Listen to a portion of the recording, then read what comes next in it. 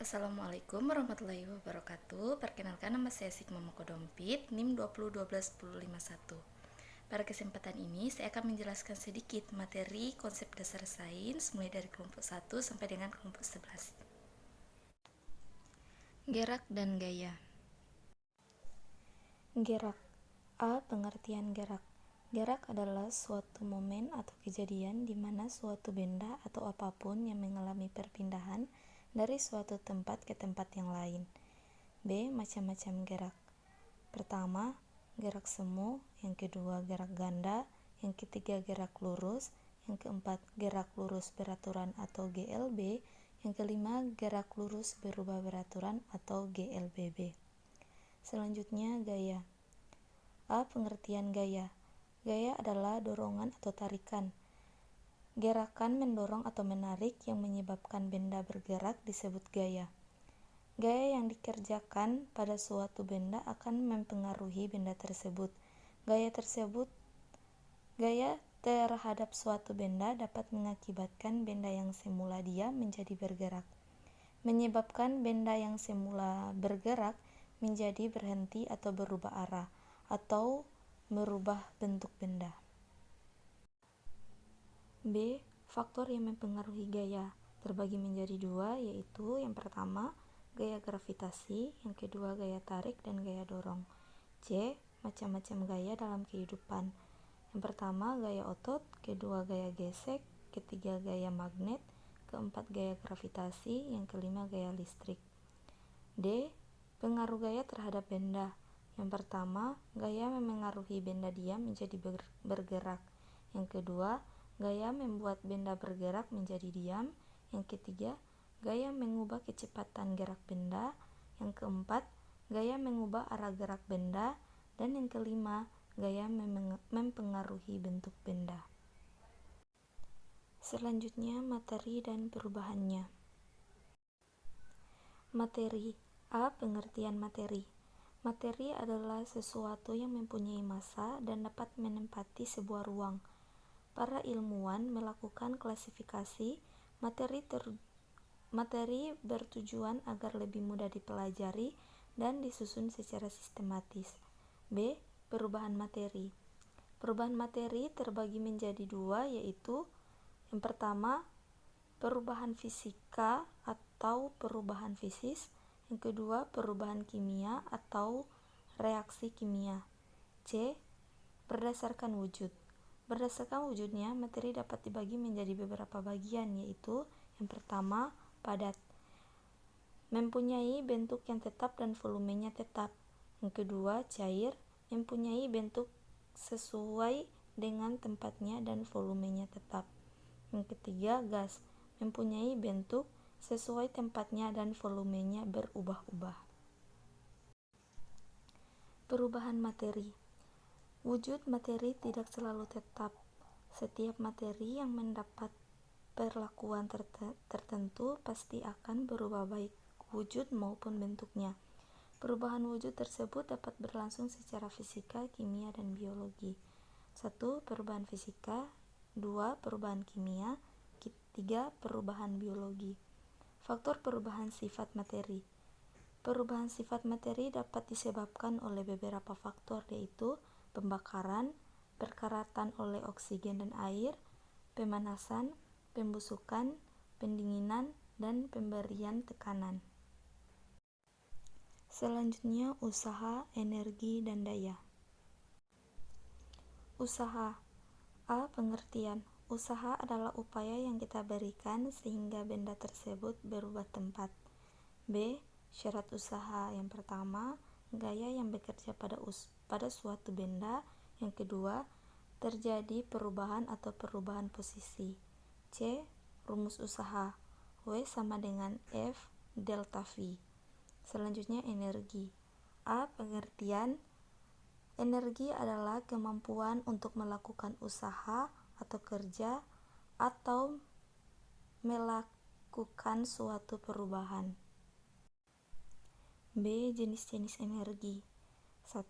Energi kinetik adalah energi yang disebabkan oleh gerak suatu benda yang memiliki massa atau berat. B. Energi potensial adalah energi yang tersebut pada benda karena kedudukan atau posisi benda terhadap titik acuannya. 3. Energi mekanik adalah penjumlahan energi potensial dan energi kinetik. Selanjutnya, daya. A. Pengertian. Daya adalah besar usaha per satuan waktu atau laju di mana usaha dilakukan. B. Rumus daya.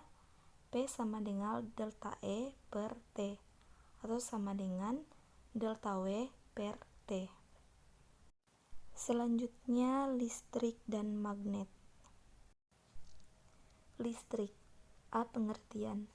Listrik adalah aliran elektron-elektron dari atom ke atom pada sebuah penghantar. Adanya listrik juga bisa menimbulkan dan menerima radiasi elektromagnetik seperti gelombang radio. B. Jenis-jenis listrik. 1. Listrik statis adalah listrik yang tidak mengalir atau diam dan perpindahan arusnya terbatas. 2. Listrik dinamis adalah listrik yang bisa bergerak. Listrik dinamis terjadi karena ada arus listrik searah dan arus listrik bolak-balik. Selanjutnya, magnet. Magnet adalah benda yang memiliki kemampuan menarik benda-benda lain di sekitarnya. Pada magnet ada dua kutub yang berlawanan arah, yaitu kutub utara dan kutub selatan. Selanjutnya, tata surya.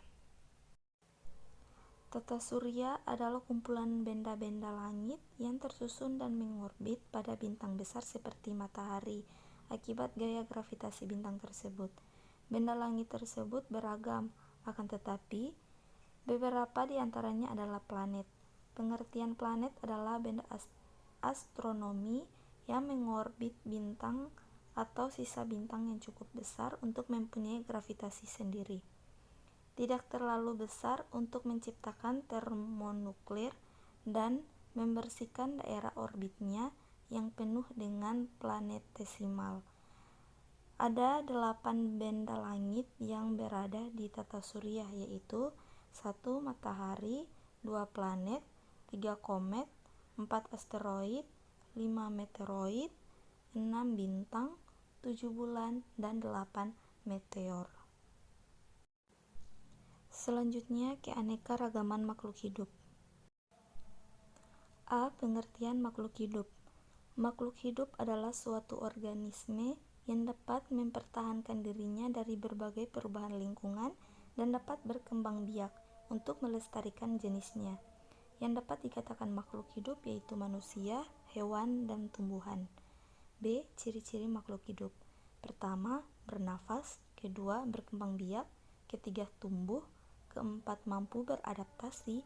Dan kelima, peka terhadap perangsangan.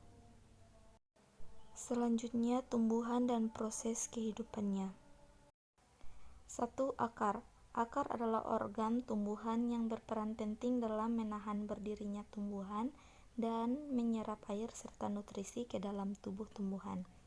Adapun struktur dalam akar terdiri atas epidermis, korteks, endodermis, dan silinder pusat atau stel. Akar sendiri terbagi menjadi dua jenis, yaitu akar tunggang dan akar serabut. A. Akar tunggang. Jenis akar tunggang biasa terdapat pada tumbuhan dikotil, contohnya mangga, durian, rambutan, dan lain-lain. B. Akar serabut. Jenis akar ini biasa terdapat pada tumbuhan monokotil, contohnya jagung, padi, dan lain-lain. Yang kedua, batang. Batang adalah bagian tumbuhan yang sering disebut sebagai sumbu tubuh tumbuhan. Pada batang terdapat kambium yang berfungsi untuk mengendalikan masuk dan keluarnya air dan mencegah serangan hama. B. Daun. Daun adalah salah satu organ tumbuhan yang tumbuh dari ranting, biasanya berwarna hijau dan terutama berfungsi sebagai penangkap energi dari cahaya matahari untuk fotosintesis. 4. Bunga. A. Bunga tunggal. Bunga yang hanya memiliki satu tangkai bunga dan diduduki hanya satu bunga, contohnya tomat. B. Bunga majemuk. Bunga yang memiliki ibu tangkai bunga dan anak tangkai bunga, contohnya mangga. Dan yang kelima, biji dan buah. Biji adalah bakal biji atau ovulum dari tumbuhan berbunga yang telah masak, sedangkan buah adalah organ pada tumbuhan berbunga yang merupakan perkembangan lanjutan dari bakal buah atau ovarium. Selanjutnya, hewan dan proses kehidupannya. A. Pengertian. Hewan adalah binatang atau satwa yang seluruh atau sebagian dari siklus hidupnya berada di darat, air, dan udara. B. Jenis-jenis hewan. 1. Hewan vertebrata, yaitu hewan yang memiliki tulang belakang. Hewan yang termasuk ke dalam jenis hewan vertebrata yaitu ikan, amfibi, reptil, burung, serta hewan menyusui. 2. Hewan invertebrata, yaitu hewan yang tidak memiliki tulang belakang. Hewan yang termasuk ke dalam jenis hewan invertebrata yaitu filum protozoa, porifera, arthropoda, moluska, dan lain-lain. C. Perkembangbiakan pada hewan. 1. Ovipar atau bertelur. Contohnya ayam, katak, ular, burung, dan lain-lain. 2. Vivipar atau beranak atau melahirkan. Contohnya sapi, kambing, kucing, dan lain-lain. 3. Ovovivipar atau bertelur dan beranak. Contohnya buaya, hiu, dan kuda laut. Selanjutnya, sistem dalam kehidupan manusia. A. Sistem organ. Sistem organ yaitu kumpulan organ-organ pada tubuh manusia yang bekerja sama. B. Jaringan saraf. 1. Otak besar. 2. Otak kecil. 3. Sumsum tulang. C. Organ pencernaan. 1. Mulut. 2. Kelenjar ludah. 3. Kerongkongan. 4. Lambung. 5. Hati. 6. Pankreas. 7. Kantung empedu. 8. Ginjal. 9. Usus halus. 10. Usus besar. 11. Anus. D. Organ pernapasan. 1. Hidung. 2. Saluran pernapasan, diantaranya faring, laring, trakea, bronkus, bronkiolus, alveolus. 3. Paru-paru. 4. Diafragma. E. Organ peredaran darah. Yang pertama darah, kedua jantung, dan yang ketiga pembuluh darah. Itulah penjelasan sedikit dari saya tentang materi konsep dasar sains. Lebih kurangnya saya mohon maaf. Wassalamualaikum warahmatullahi wabarakatuh.